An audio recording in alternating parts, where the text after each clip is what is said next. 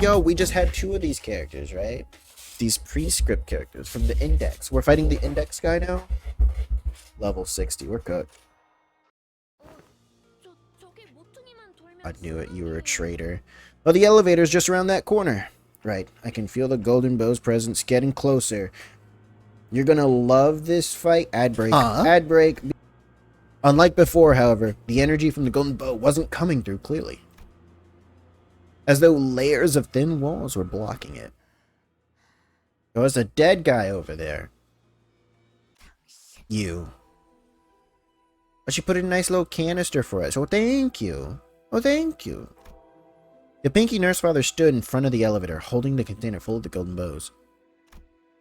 And just like before, she stood there without so much as a twitch, almost like she'd been expecting us.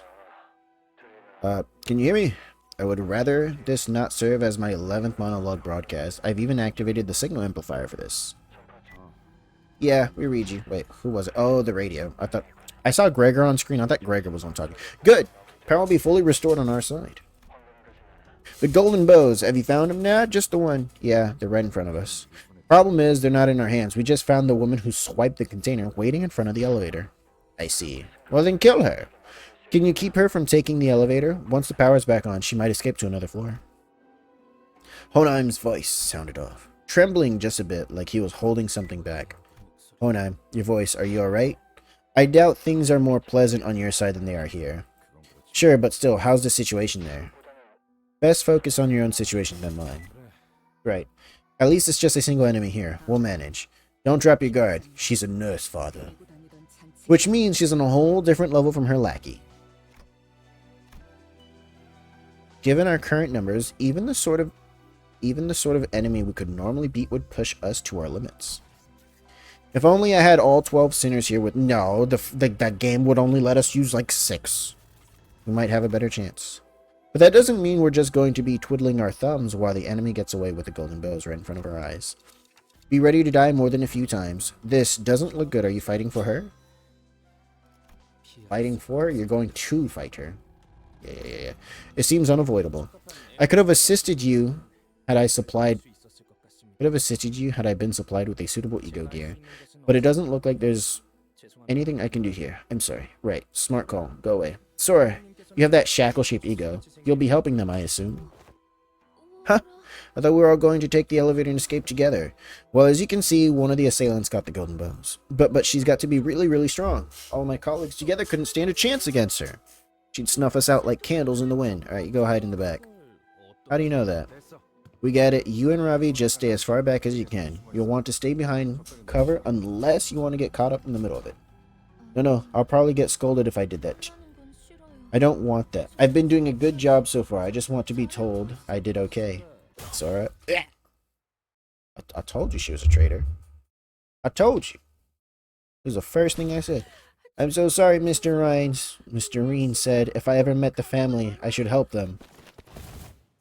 Just as Sora turned and rushed toward me, Yisong and Marisol moved to block her. Ravi murdered for existing near LCB. Damn. And Ryoshi shoved me out of the way. Yeah, figured that's how this go down. Dante. Ryoshi sheathed blade came swinging down with enough force to cut Sora down where she stood. But no sooner had I heard the metallic rattle of chains behind me that a sharp pain tore through my shoulder. That movement. You must be the Index Nurse Father's NC. New child?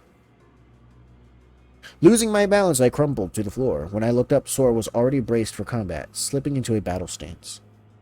Side character I lived near LCB during active combat. Nurse child, I see. I didn't want to hurt any of you, really. I just wanted to take the elevator and leave with all of you. But the Prescript told me otherwise. But besides, I do prefer to do whatever Mr. Rian wants. As expected, you are of the House of Spiders. I wish Ravi and I could have had that vanilla ice cream together. The other children, they were never that nice to me. Ravi was nice to you because he believed you were a colleague, and you betrayed him. You're a terrible person. You should kill yourself. Alright, that gear I had on, I borrowed it from a corpse. Then I guess Ravi wouldn't have wanted to share vanilla ice cream with me after all. And Ravi, oof! He's gone. Our mutual tacit recognition and threat allowed us to quickly distance the manager and the new hire away from the scene. However, the circumstances of the attack forced us to choose one over the other. Ravi lay in the corner of the corridor, half his body torn apart. Fuck. Can you stand? Maybe. You're the leader, so I thought I could take you out first. Sorry. I really liked listening to the TikTok. What a shame. It sounded a bit like Mr. Ryan's pager. Sora gazed down at me, face drawn into a tearful pout, as though she were genuinely apologetic. Too bad no one here can fix your wounds. It was hard to deny that. If I only had more power, maybe Ravi could have been saved. At the very least, I wouldn't be this badly hurt. New ability unlocked? I probably should have done something too while Sinclair was going through his training. Yeah, why not? What the hell? You can still keep ticking, can't you? Click, click. But this isn't the time to dwell on what I could have done. First, I have to do what I must, what I can do now. Oh boy. Oh, Gregor finally wins. He finally wins the clash. He did it. I mean, not Gregor, Marisol. Oh my god. I'm just going to call everybody Faust now. Faust with the ham. Ooh. Phase 9.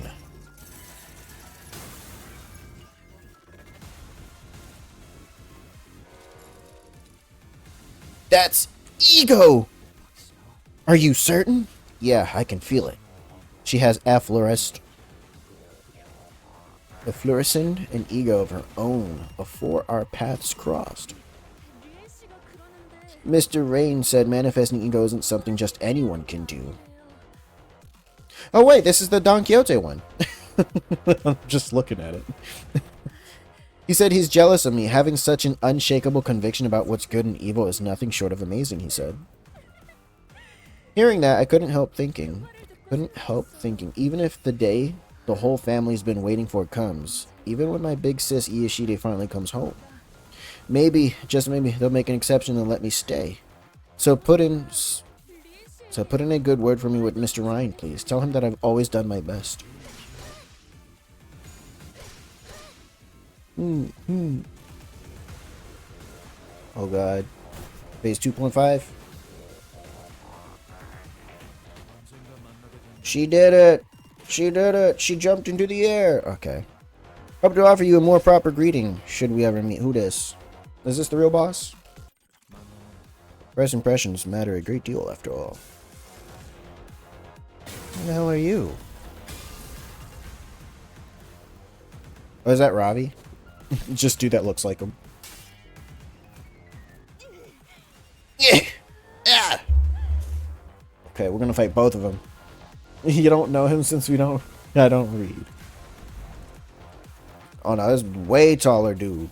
A figure appeared from the direction the weapon had flown in. The man brushed the dust from his coat and walked with unbothered ease, looking for all the world, like this situation had nothing to do with him. Looking for all the world. It's not me. They just write things weird. It's not me.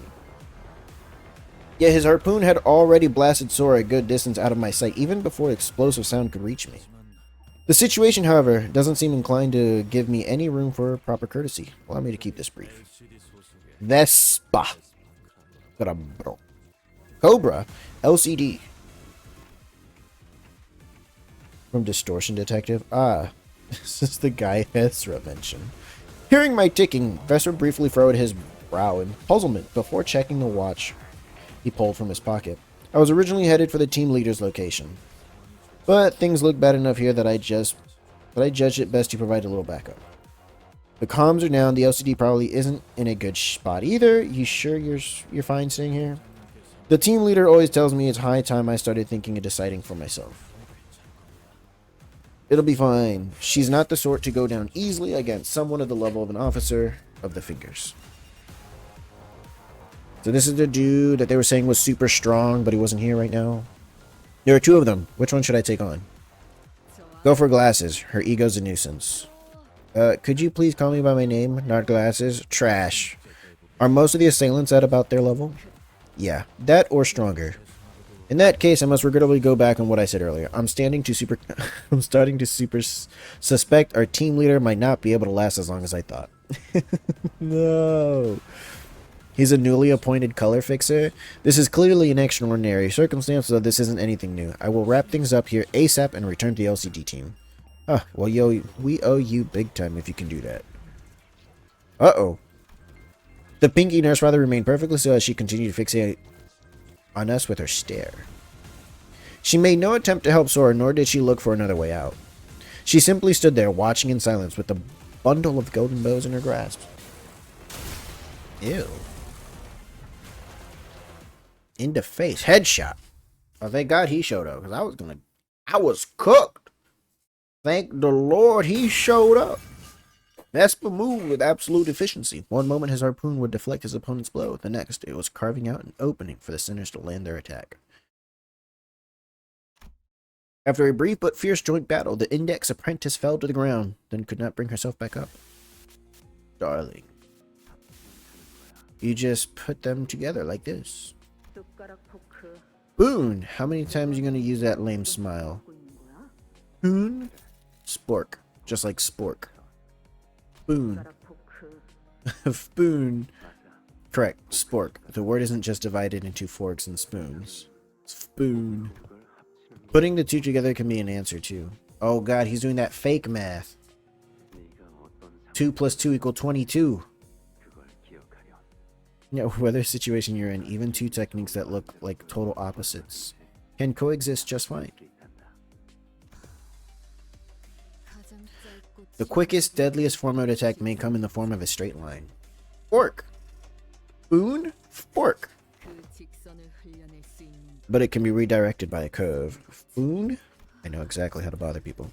Oh, did Mr. Rain tell you that? That's so cool. Oh, could you tell me more? Anything he used to say? Die. You'd rather waste the last moment of your life on his ramblings? Hey, the fight's not over yet. We can't waste time chatting with an enemy we already put down. Just look at the other one. She seems way stronger. That's right. The fight's not over yet. The Pinky Nurse Father merely watches on from the sidelines with a quiet composure that tells us she could step into the fight at any moment if she wanted. Off to the side, I can see Vespa stealing glances at the watch of on his wrist, looking anxious. And I know that people he wants to protect, the people he has to protect, aren't us. Marisol, tell Vespa we'll be handling things from here on out. Understood, manager. Your colleagues are located to the southeast of this court. That's not what I said.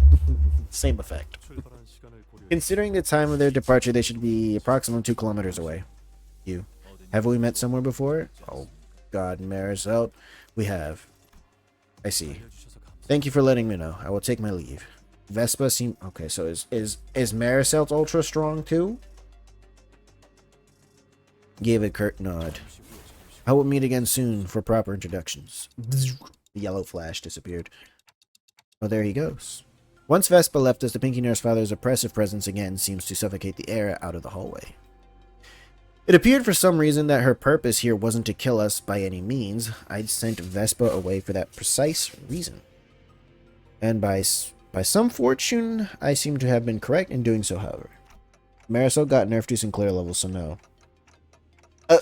Assuming he wasn't nerfed. Assuming we removed the nerf. He's the 9th color fixer. That's the one. He's the missing color. The colorless fixer. In hindsight, maybe letting Vespa go was a bad idea, considering what we're up against. We'll see in Canto 10. You already spoiling Canto 10 for me? It's going to be about Marisol. You didn't even let me have a chance. You would not have cooperated further, manager. That man has an uncompromising sense of punctuality. You know that guy, Marisol?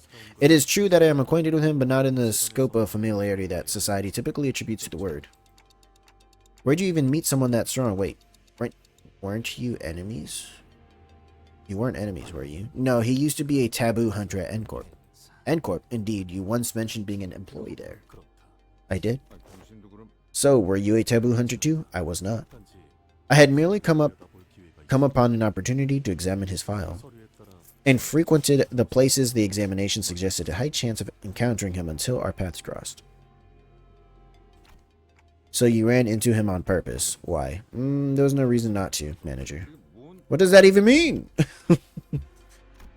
Ryoshi never once turned an ear towards us throughout the entire conversation. Or perhaps it's more accurate to say that she couldn't. She was, after all, glowering at the pinky nurse father with unblinking gaze that seemed ready to bore a hole into her. How nauseating, self-assured. How nauseatingly? Is that what she said? Yes. Just as Ryoshi said, the woman showed no signs of hostility either. She was simply watching us, waiting for her next move. But that wasn't much consolation. I still couldn't think of any way that'd allow us to come out on top in this situation. If only the sinners were all here with me, we might have had a chance. But here, with me. Come to think of it, this wasn't the first time the sinners were separated from me. We'd previously been separated when we were ambushed back in Hongguang at the fake Kazan, and also when Don Quixote had briefly departed us in La Mancha Lad. But despite the distance, these invisible chains that bound me and the sinners had never once been severed. Even when they were killed, can we revive mass distance revival? Killed, departing a place I couldn't follow, I always managed to reach past the searing gates of hellfire and bring them back through the impossible. So as long as these chains bind us together, maybe I can pull them to me, wherever they are. Return to me. Stand with me here. Champions from beyond the rift, heed my call. Final Fantasy XIV reference. I tell them, listen, Limbus Company, they're just a bunch of Final Fantasy fans. That's all they're doing. That's all this ever was. There's no books that this is based off of. It was just Final Fantasy the whole time. Intense pain ravages through me, and my vision darkens as if my non-existent eyelids were closing. As if I just perceived something I wasn't ready to face. Manager bud? Earth be my head, the sky be at my feet. The ladder is laid skyward, and the final kingdom's heart lies penetrated. What? CH is on fire again. Clock head is on fire again. This is much akin to the incident at the Yongjin building. The flame atop their head burns not like true fire, as though a detonation is nigh. 32 paths are revealed. The rises and falls of breaths are exiled and returned at the hour of inequivalence? They did eventually snap out of it last time. I am the key and the lock to the steadfast gates. The bell that once rang at the end rings the beginning. In the new millennial kingdom shall the 13 stand by my side. Not 12. Ramis Orius ze resonantes. Eh, Mr. Dea? Sinclair? Huh? What the heck? When'd you fellas get it? When did you fellas get here? What happened to LC and LCD? No response. This is... The heat dissipates and my head cools once again. Okay, we throw all 6 sinners at the enemy.